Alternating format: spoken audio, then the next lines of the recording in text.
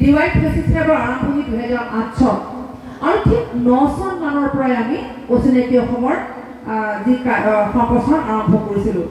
অসমৰ ইমূৰ সিমূৰলৈ যাওঁতে সত্ৰ সংস্কৃতি বা আমি যদি ভালদৰে অসমখন যদি ঘূৰি চাওঁ, যদি ইতিহাস খোজকাঢ়ো, তেন্তে আমি দৌল দেৱালয় অধিকাংশই পাওঁ। সেয়ে ডিৱাইড ফেচিষ্টাৰৰ অনুষ্ঠানটিয়ে বিপুল জনপ্ৰিয়তা লাভ কৰিছিল। গুৰুজনাৰ আচলতে পদ দুফাকি পঢ়াৰ বাহিৰে, প্ৰাৰ্থনা এটা গোৱাৰ বাহিৰে তাতকৈ মোৰ বিশেষ চৰ্চা একেবাৰেই নাই। গুৰুজনাই দেখুৱাই থৈ যোৱা কৃষ্ণ ভগৱতী এক দেও এক সেও এক বিনে নাই কেও। কিন্তু কথা হৈছে গুৰুজনাই যি কৃষ্ণ ভগৱতীৰ কথা কৈছিল, সেই কৃষ্ণ ভগৱতী আমি কোনে কিমানে কৰিছোঁ। দুখ লগা কথা, মাজুলীত সত্ৰতকৈ গীৰ্জাঘৰৰ সংখ্যা বাঢ়িল। গুৰুজনাই কৃষ্ণ ভগৱতীক কিয় আগস্থান দিছিল? গুৰুজনাই কৃষ্ণ সেৱা কৰিলেই মুক্তি পাপ মুখ্য প্ৰাপ্তি হয় বুলি কিয় কৈছিল? সেই গুৰুজনাই সৃষ্টি কৰা বৃহত্তৰ বৈষ্ণৱ সমাজখনৰ যদি আমি নিজকে অংশবিশেষ বুলি ভাবোঁ, তেন্তে কিন্তু সেইখিনি কথা আমি অধ্যয়ন কৰিবই লাগিব। নামনি অসমত যিমান মই ৰাস দেখিছোঁ, মই শলাগ লৈছোঁ ৰাসৰ উদ্যোক্তাসকলক আৰু সেই কেইজন নিপুণ খনিকৰক, যিয়ে মূৰ্তিসমূহক জীৱন্ত ৰূপ দি আপোনালোকক এইদৰে একগোট কৰিছে। আপোনালোকে মূৰ্তিজনা চাই ক'ব, আয়ো ইমান ধুনীয়া হৈছে। মূৰ্তিজনা ধুনীয়া হোৱাৰ গুৰিতে তেওঁ, মূৰ্তিজনাক জীৱন্ত ৰূপ দিয়াৰ গুৰিতে তেওঁ। কিন্তু ৰাসৰ লগত কোনকেইটা চৰিত্ৰ জড়িত হৈ আছে আমি কোনে কিমানে জানো।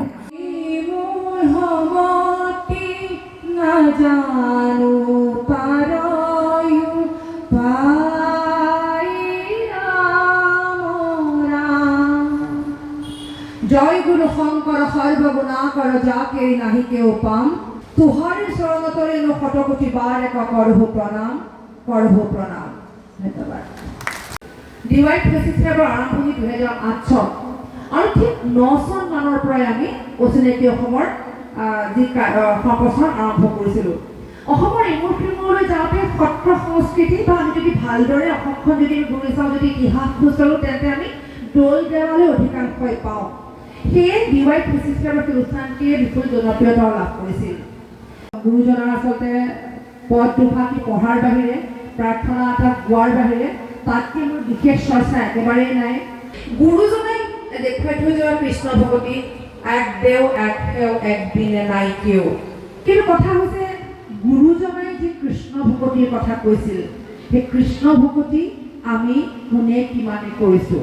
দুখ লগা কথা, মাজুলীত সত্ৰতকৈ গীৰ্জাঘৰৰ সংখ্যা বাঢ়িল। গুৰুজনাই কৃষ্ণ ভগৱতীক কিয় আগস্থান দিছিল? গুৰুজনাই কৃষ্ণ সেৱা কৰিলেই মুক্তি পাপ মুখ্য প্ৰাপ্তি হয় বুলি কিয় কৈছিল? সেই গুৰুজনাই সৃষ্টি কৰা বৃহত্তৰ বৈষ্ণৱ সমাজখনৰ যদি আমি নিজকে অংশবিশেষ বুলি ভাবোঁ, তেন্তে কিন্তু সেইখিনি কথা আমি অধ্যয়ন কৰিবই লাগিব। নামনি অসমত যিমান মই ৰাস দেখিছোঁ, মই শলাগ লৈছোঁ ৰাসৰ উদ্যোক্তাসকলক আৰু সেই কেইজন নিপুণ খনিকৰক, যিয়ে মূৰ্তিসমূহক জীৱন্ত ৰূপ দি আপোনালোকক এইদৰে একগোট কৰিছে। আপোনালোকে মূৰ্তিজনা চাই ক'ব, আয়ো ইমান ধুনীয়া হৈছে।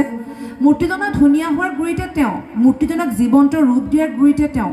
কিন্তু ৰাসৰ লগত কোনকেইটা চৰিত্ৰ জড়িত হৈ আছে আমি কোনে কিমানে জানো।